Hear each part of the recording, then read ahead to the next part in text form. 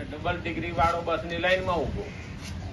આપણે ઘણી વખત જોઈએ ધીરુભાઈ અંબાણી 10 ઓગળી ભણેલો નો છતાં અબજોપતિ,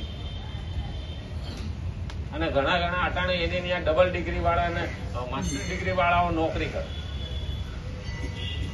ત્યારે ખબર પડે કે ભાઈ સાથે કર્મનું ભાતું હતું, પ્રયત્ન હતો, પ્રભુની કૃપા હતી અને સત્કર્મ હતું, તો એને ત્યાં 1 ના લાખ ગણા થાય.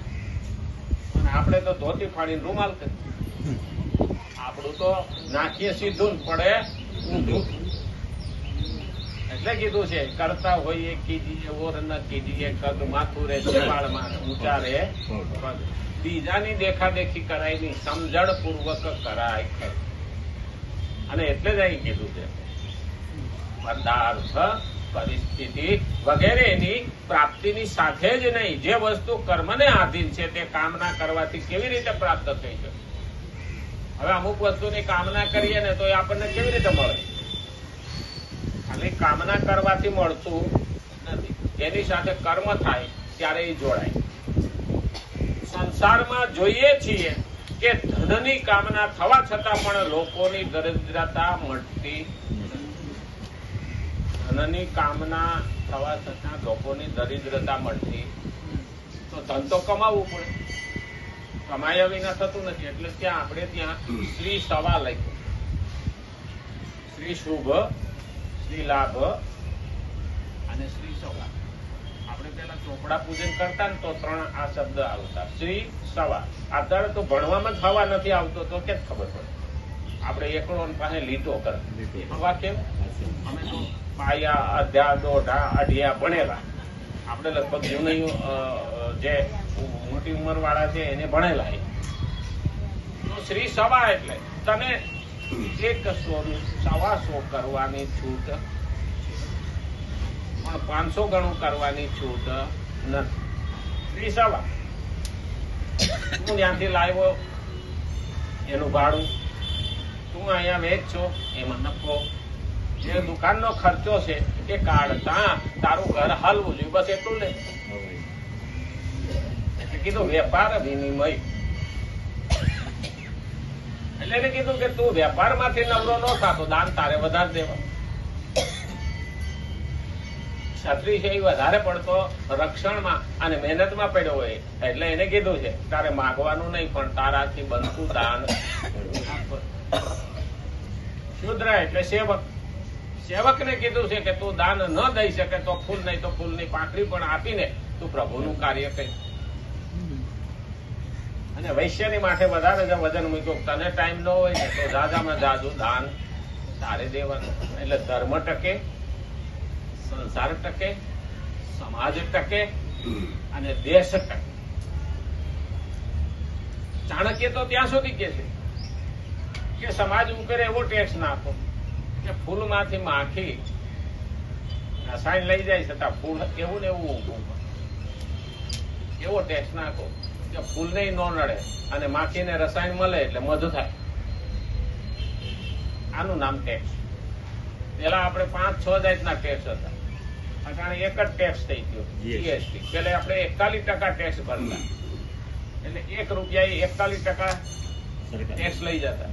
અત્યારે આપણે 12% ટેક્સ ભરીએ, એટલે આપણે 41% માંથી 12% આવ્યા. આ જીએસટી આવ્યો તો બધા ટેક્સ નો એક જ ટેક્સ, આખા દેશમાં એક જ ટેક્સ, જુદો જુદો નહીં. નહીં તો અહીંથી રાજસ્થાનમાં જાવ તો જુદો ટેક્સ, ત્યાંથી દિલ્હીમાં જાવ તો જુદો ટેક્સ, યુપીમાં જાવ તો જુદો ટેક્સ. એ ટેક્સ ભરી ભરીને જ તૂટી ગયા. આજે ગુજરાતમાં જે ટેક્સ છે એ જ તમિલનાડુમાં. આ સરકાર આવ્યો તો એટલો જ ફાયદો થયો, પણ લોકોની ખબર પડતી નથી. કારણ કે પાછલે બારણે ઇનડાયરેક્ટ કરવેરા કે એ પાછલે બારણે લેતા હતા. નહીં ઘરમાં ડાયરેક્ટ ને ઇનડાયરેક્ટ કરવેરા હોય. મને એક છોકરાએ પૂછ્યું, મને કે ડાયરેક્ટ કરવેરા અને ઇનડાયરેક્ટ કરવેરામાં આ જે સેલ ટેક્સ ને એ ડાયરેક્ટ કરવેરા, પછી એની અંદર બીજા ટેક્સ જોડે ને ઇનડાયરેક્ટ કરવેરા. મને કે નો સમજણ પડે તો હું ઘરમાં જોઈ લેવાનું. બેનો છે ને ઘર હાટું ખર્ચો માગે, એ જે ઘર વાળો 500 રૂપિયા આપે ને એ ડાયરેક્ટ કરીએ, બરોબર ને. બાકી ખિસ્સામાંથી 5 ને 10 ને 25 જે નીકળે એ કઈ ખબર હોય નહીં, પથારી પડી ગયા હોય, ખિસ્સામાં રહી ગયા હોય, એ ઇનડાયરેક્ટ કરવેરા. મને કે એ ખરું, હું કઈ ઘરવાળા ને ખબર ન હોય મારા ખિસ્સામાં કેટલા હતા. અને પછી બેનો છે એ પાછા ઇનડાયરેક્ટ કરવેરા પાછા ડબલા હતાડ્યો પાણીપુરી માટે. એ વાત સાચી. હું કાલ જોતો હતો, વિડીયો જોતો હતો કે કેનેડામાં લાઈન લાગી. શેની લાઈન છે? ત્યાં તો લખાઈને આવ્યું પાણીપુરી. બોલો, ન્યાય આપણા વાળા લાઈન લગાડે તો પાણીપુરી ખાવા. પાણીપુરી ત્યાં નથી પૂરી. પછી 5 વાગે તો લાઈન લાગે કે ન લાગે. એ પાછું આરો નું પાણી પીતા હોય, ફિલ્ટર નું પાણી પીતા હોય. હા, બોલો દખડી પાય ને તોય ખાય. આમાં મજા આવે. ચટપટું છે ને, એ ચટપટું વધારે ખેંચે હોય. એટલે તો નિંદામાં માણાને વધારે સાંભળવાનું. શું કે છે? હા, આમ કે મન ન સંભળાતું, પણ ઓલું જો હાલતું હોય ને તો તરત ધ્યાન જાય. નો જાય? હા, એમાં આપણે તરત જાય. અમારે 2-3 ડોહા હતા ને, અમારા રોડ માંથી 2 હતા, દુકાન ને ઓટ આમ કરે, દેખાય ને આ કોના છોકરાની હોક. મેં કીધું મેલોન માથાકુડી ક્યાં ભેગું આવવાનું? મંદિરે જાવ ને, ભગવાન નું નામ લો. પંચાળું ત્યાં જવાનું મન નથી થતું. આંખો નહીં તોડી, આંખોના છોકરાની હોવાવું.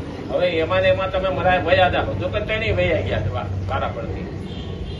પણ જાતા પેલા આવા પોટલા બાંધવાની શું જરૂર છે? આપણે શું લેવાનું? પણ પાણીપુરી જેવું છે, ચટપટું છે ને, એટલે એને રેવાય. અને ઘણા એને પારકી પંચાયત કરાવીને હાલે ને. હા, એને જ્યાં સુધી પારકી પંચાયત ન કરે ને ત્યાં સુધી ઉલટા પોતાનું કામ મેલીને પૂછવા જાય પહોંચવું.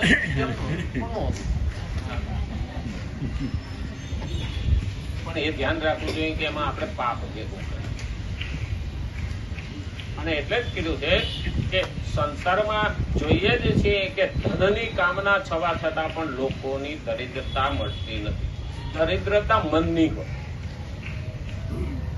દરિદ્રતા એટલે ગરીબી મનની હોય. ઘણા ગરીબ માણસો દાન દેવામાં પાવરતા હોય, ઘણા કરોડપતિ અહીંથી છૂટે જ નહીં. દરિદ્ર મનથી હોય. દરિદ્ર પરિસ્થિતિ જેવો હોતો જ નથી. ખરેખર જોવા જઈએ ને તો કોણ ભૂખો રહે? મહેનત કરવા વાળો કોણ ભૂખો રહે? અરે કૂતરું પણ ભૂખું થાય તો 5 ઘર ભરે તો એને ખાવાનું મળે. તો જે મહેનત કરે છે કોઈ ભૂખો રહેતો નથી. આ મનથી દરિદ્ર છે ને, દિલથી દરિદ્ર. મારી પાસે આ નથી, તે નથી, ઓલાન્યા છે, માન્યા નથી, બસ આ દરિદ્ર. કારણ કે એ બીજાનું જોઈને જ હાલે. અમે નાના હતા નથી, પંખા વિના જીવતા હતા. બોલો, પછી નવા પંખા અમારા ગામમાં નવી લાઈટ આવી. તમે ઓલ્ડ એસએસસી વટી ગયા, એ પછી લાઈટ આવી. એટલે બધા એક જણો પંખો લઈ આવ્યો કામ. એવો રોલો આવેલો ને આખા ગામમાં, ઓસરીમાં, ઘરમાં જોવો ને તો પંખા. પછી એવો જ જોઈએ. તો દુકાન વાળાને એક જ કંપનીના પંખા વેચવા પડ્યા. તો બિલ આવ્યો ને એવા જ જોઈએ. બધા પંખા નાખ્યા પછી બિલ આવ્યું. સારું પંખા વિના રહેતા હતા તો આ બિલ તો નહોતું ભરવું પડતું. હવે કે હારું આ પંખો ફરે એનું બિલ આવ્યું. હા, તો પછી વાળે બાદ ડોહા કે ઓસરીમાં નહીં ચાલુ કરવાનો, એટલે ઓસરી બંધ થયા. પછી આપણે ઘરમાં તો રહેતા હતા જ નહીં કે હા, તો કે ઘરમાં નહીં ચાલુ કરો, પંખો દેખાય પણ ચાલુ કરવાનો. આપણે બીજાને રવાડે ચડીએ ને ત્યારે આવું થયું. અને એટલે કીધું છે કે આપણે કેપેસિટી ના હોય તો કોઈની દેખાદેખી કરવી નહીં. આમદની અઠમની અને ખર્ચા આવક આઠાનાની હોય ને રૂપિયો ખર્ચો કરે તો એના ઘરમાં શાંતિ આવે નહીં. અને ઉલટાનો દરિદ્ર થતો જાય. અને એટલે કીધું છે કે સંસારમાં જોઈએ છીએ કે ધનની કામના થવા છતાં પણ લોકોની દરિદ્રતા જતી નથી. જીવન મુક્ત મહાપુરુષો સિવાય બાકીની બધી જ વ્યક્તિમાં જીવવાની કામના હોવા છતાં મરે છે. એનામાં જીવવાની કામના હોવા છતાં મરે છે. એટલે આપણે નથી કહેતા મરે છે એટલે બીજાનો ગુલામ થાય છે, ઈમાન વેચે છે. કારણ કે એના મનમાં કામના એવી જ છે કે હું ધનવાન થાઉં. લક્ષ્મીવાન થતો નથી, ધનવાન થાય. ધન આવે ને કેવા પ્રકારનું આવે છે એનું નક્કી નથી. ધન આવે તો 3 પ્રકારે લક્ષ્મી આવે. એક ગોવડ ઉપર બેહીને આવે, એક હાથી ઉપર બેહીને આવે, અને એક કમળ ઉપર બેસી. આપણે લક્ષ્મી કેવી છે, માં ભગવતી કેવી છે? કમળ ઉપર બેઠેલી હોય ને તો હાથ પેઢી હાલે, પણ એ નીતિથી, ભક્તિથી, પ્રીતિથી અને સારી રીતે કમાયેલી હોય ને એ કમળ ઉપર બેસી. હાથી ઉપર બેસીને આવે ને એ હામાવાળાને ખબર ન પડતા વધારે કમાઈ લીધા. હા, ઘણા સામાન ઓછો દે પૈસા વધારે લે. એ આવેલી હાથી ઉપર બેઠેલી છે ને તો હાથીનો ખોરાક ને એવું જ થાય ને. તો એ લક્ષ્મી આવે પણ ખર્ચા મોટા મોટા થાય. હા, ખરેખર જોવા જઈએ ને તો ભગવાન ક્યારે પડખે રહ્યો કેવાય? એ હાથી ઉપર બેઠેલી લક્ષ્મી નહીં, પણ કમળ ઉપર બેઠેલી લક્ષ્મી હોય તો મારે જ એવું થયું હતું. અમારે આમને મગજનું ઓપરેશન કરાવવાનું હતું, ખોપરી ખોલી મગજમાં ગાંઠ હતી. 19 લાખ રૂપિયા કયા. મેં કીધું 19,000 નથી, 19 લાખ લાવવા ક્યાંથી? ઓપરેશન કરાવવાનું હતું. અને એ જ સમયે છોકરાને શેઠિયાને ખબર પડી, એને એક કાર્ડ બનાવી દીધું, વીમાનું કાર્ડ આવ્યું તો 10 રૂપિયામાં ઓપરેશન થઈ. ક્યાં 19 લાખ અને ક્યાં 10 રૂપિયા. હવે એટલેથી હિસાબ કરી લઈએ કે આ કમળ ઉપર બેસીને આવેલી લક્ષ્મી આપણા હથેળીમાં લઈને બારા મૂકી દે. આપણે કોઈ પાસે હાથ લાંબો ન કરવો પડે કે કોઈનું એહસાન રહે નહીં, અને જીવ બચી.